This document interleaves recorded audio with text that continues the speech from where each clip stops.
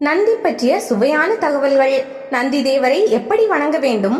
நந்தி என்றால் ஆனந்தம், மகிழ்ச்சி தருபவர் என்று பொருள். நந்தியின் வேலை தடுப்பது ஆகும்.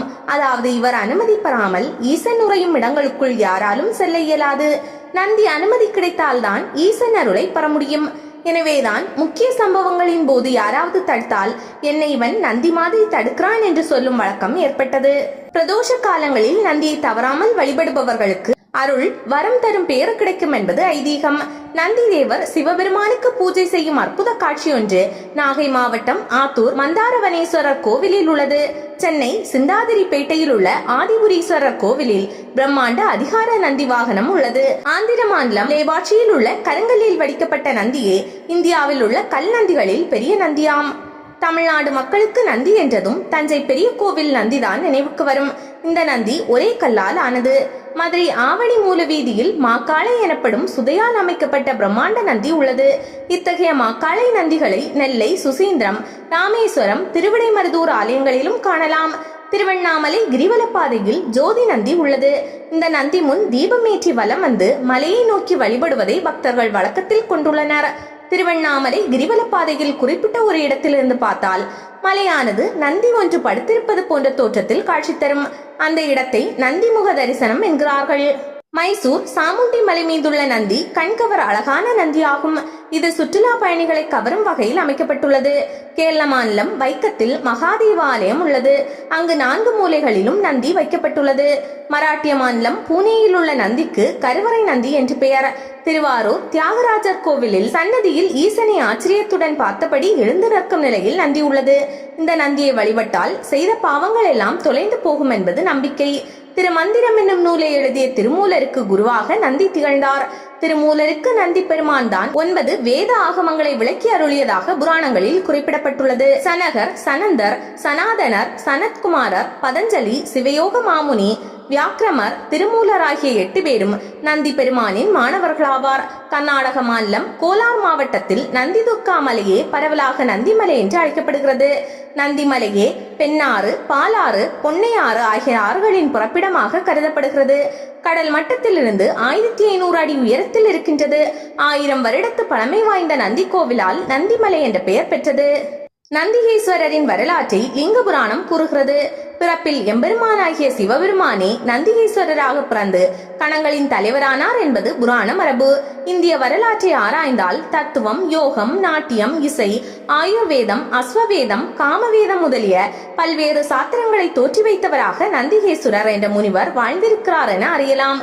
சிவபெருமான் நாட்டிய கலையை பிரம்மாவுக்கு கற்றுக் கொடுக்க அம்முறை அறிந்த நந்தி பரத முனிவருக்கு போதித்தார் என்று அபிநய தர்ப்பணம் கூறுகிறது. தமிழ்நாட்டில் ஆடவல்ல பெருமான் தண்டுவுக்கு நாட்டியம் கற்றுக் கொடுப்பதாக ஒரு சிற்பம் மாமல்லபுரத்தில் தர்மராஜ ரதத்தில் உள்ளது. இங்கு சிவன் நாட்டியாசிரியராகவும் தண்டு முனிவர் மனித உருவிலும் உள்ளனர். காஞ்சிபுரத்தில் ராஜசிம்மன் கட்டிய கைலாயநாதர் ஆலயத்தில் பின்புற சுவரில் ஒரு சிற்பம் உள்ளது. அதில் சிவபிரான் ஊத்துவ தாண்டவம் புரிகிறார். அவர் அருகில் நந்திகேஸ்வரர் ஆனந்தமாக நாட்டியம் கற்றுக்கொண்டு ஆடுகிறார். தமிழ்நாட்டில் நந்திகேஸ்வரரின் மதம் கிபி 700லேயே சிறப்பிடம் பெற்றிருந்தது. தமிழ்நாட்டிலும் கேரளத்திலும் பிற இடங்களிலும் உள்ள சிற்பங்களில் சிவன் ஆடும்போது நந்திகேஸ்வரர் பஞ்சமுக வாத்தியம் என்னும் குடமுழா வாத்தியத்தை வாசிப்பதாக உள்ளதை காணலாம். திருவாரூர், திருத்துறைப்பூண்டி ஆகிய தலங்களில் இன்றும் பஞ்சமுக வாத்தியம் வாசிக்கப்படுகிறது. பஞ்சமுக வாத்திய லடீசனம் என்னும் சுவடியில் குடமுழா வாத்தியம் நந்திகேஸ்வரரால் இசைக்கப்பட்டது என்றும் ஆதலின் இதை இசைக்கும் முன்னர் நந்திகேஸ்வரருக்கு சிறப்பு வழிபாடு செய்ய வேண்டும் என்றும் கூறுகிறது. காமசாஸ்திரத்தை தோற்றுவித்தவரும் நந்திகேஸ்வரரே என்று பல நூல்கள் கூறுகின்றன. நந்தி இயற்றிய பல செய்யுட்களை ரதி ரகசியம் என்று தம் நூலில் கொக்கேகர் மேற்கொள்ளாக காட்டுகிறார்.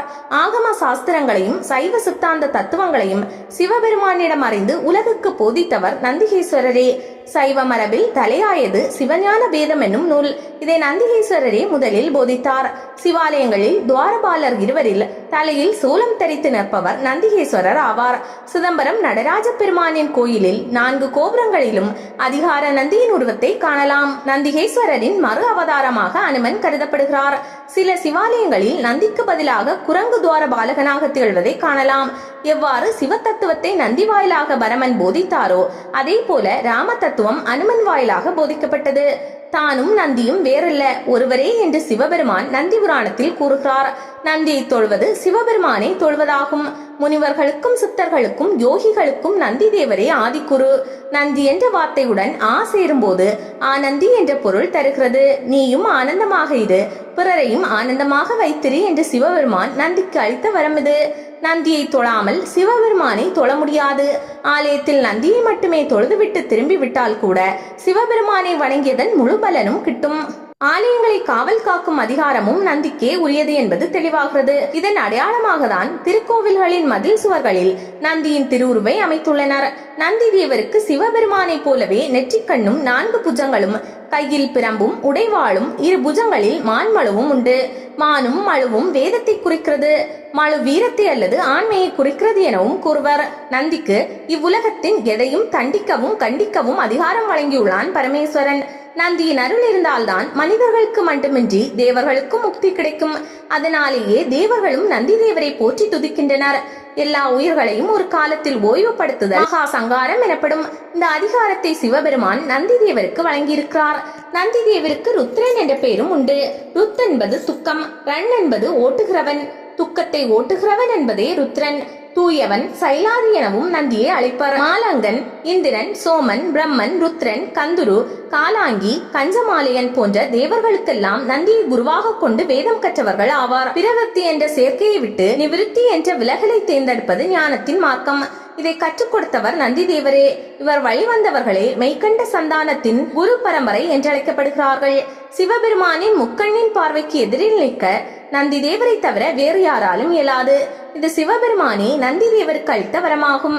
சிவபெருமான் திரு நடனம் புரிகையில் நந்தி தேவரே மத்தளம் வாசித்ததாக சிவபுராணம் கூறுகிறது. பிரதோஷ காலம் மட்டுமின்றி எக்காலத்தும் நாம் சிவபெருமானிடம் வைக்கும் வேண்டுதல்களை நந்தி தேவரிடம் வைத்தால் போதும், அவர் அதை பரமேஸ்வரனிடம் கொண்டு சேர்த்து விடுவார் என்பது ஐதீகம். நந்தியை வழிபடும் போது சிவனடியில் சரணம் பூந்து சிவ தியானத்தில் ஆழ்ந்திருக்கும் மகா புண்ணியம் பெற்ற நந்திகேஸ்வரரே, சந்நிதிக்கு சென்று உமையோடு கூடிய ஈஸ்வரனை தரிசிக்க எனக்கு உத்தரவு தருக என்று பிரார்த்திக்க வேண்டும். நந்தி தேவருக்கு அருகம்புல் மாலையும் சிவப்பு அரிசி நிவேதனமும் நெய் விளக்கும் வைத்து வழிபட வேண்டும். பிரபஞ்சத்தில் உள்ள தீர்த்தங்கள் எல்லாம் பிரதோஷ காலத்தில் பீஜத்தை வந்தடைகின்றன. அதனால் நந்தியின் பீஜத்தை தொட்டு வணங்கிய பிறகே சிவ தரிசனம் காண வேண்டும். பிறகு வாளை தொட்டு வணங்க வேண்டும். நாட்டியம் பயில்வோரும் இசை பயில்வோரும் நந்தியை வழிபட்டால் அவர்களின் கலைகள் தடையின்றி சிறந்து வளரும்.